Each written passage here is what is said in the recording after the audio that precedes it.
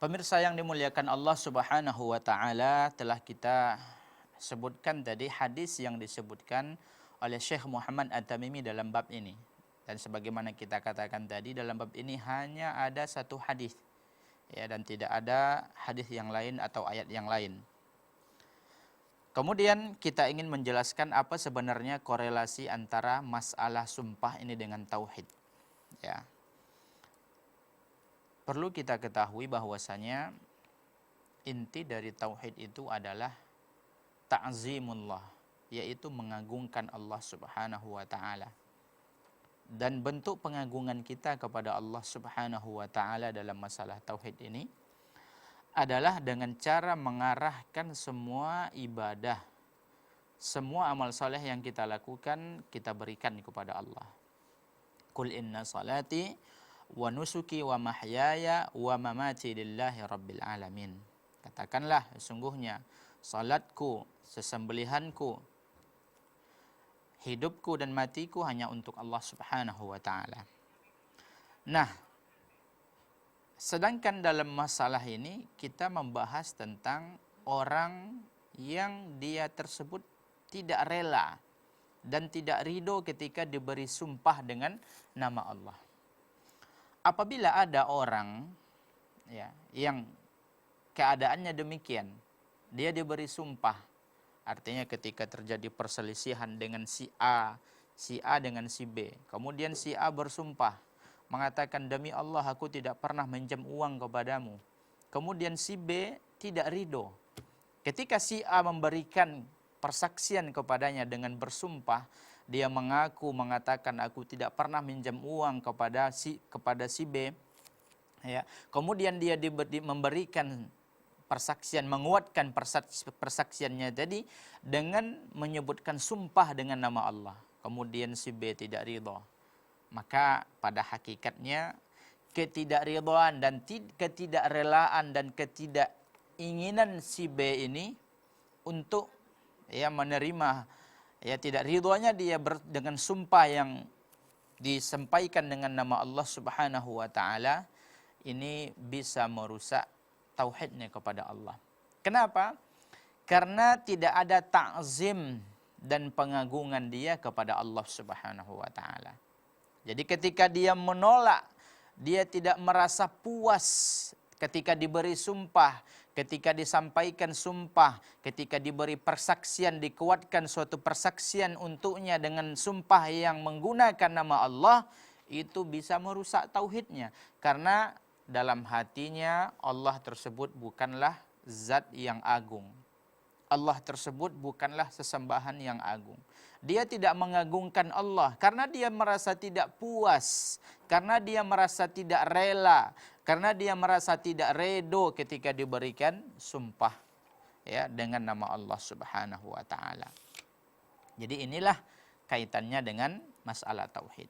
Jadi ketika ada orang yang bersumpah, memberikan sumpah dengan nama Allah kepada kita dalam masalah kita bersuatu berselisih, umpamanya contoh tadi yang telah kita sebutkan masalah hutang. Demi Allah saya sudah bayar. Apa yang harus kita lakukan ketika kita tidak terima dia seperti ini? Kecuali kalau seandainya kita memiliki bukti bahwa dia tersebut adalah orang yang berdusta, memiliki bukti. Ini lain perkaranya. Intinya dalam masalah ini, ketika ada penolakan dari kita, ketika diarahkan suatu sumpah dengan nama Allah kepada kita, maka ini bisa merusak tauhid kita. Nah, pada bab sebelumnya sudah kita bahas tentang kewajiban kita bersumpah dengan Allah Subhanahu wa taala, dengan nama Allah atau dengan salah satu sifat Allah. Nah, bagaimana hukumnya jika ada orang yang bersumpah dengan selain nama Allah? Dia bersumpah dengan menyebut arwah nenek moyangnya, umpamanya demi fulan bin fulan umpamanya, atau bersumpah dengan gurunya, atau bersumpah dengan syekhnya. Dia katakan demi Syekh Abdul Qadir, umpamanya dia katakan demi Syekh Abdul Qadir Al-Jailani. Bagaimana hukumnya?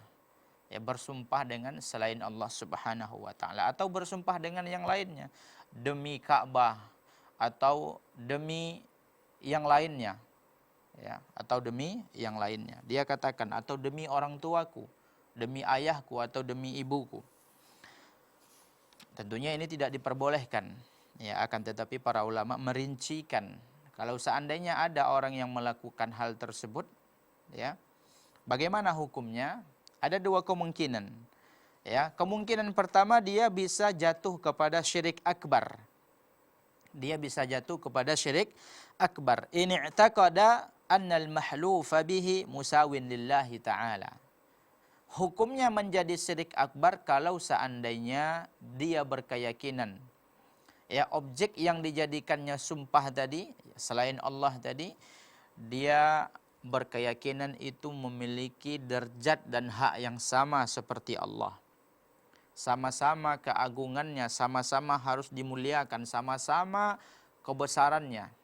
Ya, dia menganggap Syekh Abdul Qadir Al-Jailani itu sama kedudukannya dengan kedudukan Allah. Maka ini jelas dan nyata, ya, dia telah jatuh kepada syirik akbar walaupun hanya sebatas keyakinan. Ya, walaupun hanya sebatas keyakinan, walaupun pada prakteknya dia tetap beribadah kepada Allah, tapi kalau yakin dia, ya, bahwa Syekh Abdul Qadir Al-Jailani itu sama manzilahnya, kedudukannya dengan Allah, dia sudah jatuh kepada syirik akbar. Jadi hati-hati kalau kita bersumpah, karena hakikat sumpah tersebut sudah kita jelaskan di awal tadi. Ya, sumpah itu menguatkan suatu pernyataan dengan menyebutkan suatu yang diagungkan dengan menggunakan salah satu huruf qasam, waw, ya, ba atau ta. Kemudian yang kedua, ya, kemungkinan kedua adalah dia bisa menjadi syirik asghar, syirik kecil. In lam ya'takid zalik. Kalau dia tersebut tidak, ya, berkeyakinan demikian. Artinya dia berkeyakinan, ya, Syekh Abdul Qadir Al-Jailani itu umpamanya dia hanya seorang manusia biasa, akan tetapi saya harus mengagungkannya. Kemudian dia katakan, aku harus bersumpah dengan namanya. Ya, ini jatuhnya kepada syirik asghar, ya, jatuhnya kepada syirik asghar. Dalam hadis Rasulullah sallallahu alaihi wasallam bersabda, man halafa bi ghairillah faqad asyraka.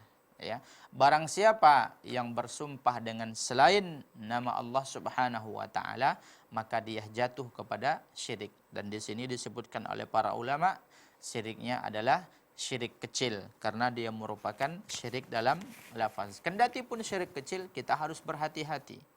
Ya, karena syirik kecil ini berpotensi membuat kita terseret, ya, kepada syirik akbar. Jadi syirik kecil ini merupakan wasilah, jembatan. Kalau kita tidak menjauhkan diri kita, kalau kita terbiasa, kalau kita sudah sudah dekat dengan syirik kecil dan sudah suatu yang selalu, ya, ada di hadapan mata kita, dikhawatirkan kita akan terseret kepada syirik akbar dan ini sangat berbahaya sekali. Akan kita lanjutkan masalah sumpah ini setelah, ya, pariwara berikut ini. Ya, baik sahabat keluarga muslim dan sahabat Arisalah yang dimuliakan Allah Subhanahu wa taala. Kita tidak boleh tidak ridho kepada sumpah saudara kita kalau kita tahu dia adalah orang yang baik. Nah, dengan sumpahnya dengan atas nama Allah kita tidak ridho, ini bisa merusak akidah kita. Terlebih lagi bersumpah bukan dengan nama Allah dan meyakini itu adalah sesuatu yang sama kedudukannya dengan Allah, maka ini jatuh kepada syirik besar. Sahabat kaum muslim, tetap di kajian kitab Tauhid, kita akan kembali setelah pesan-pesan berikut ini.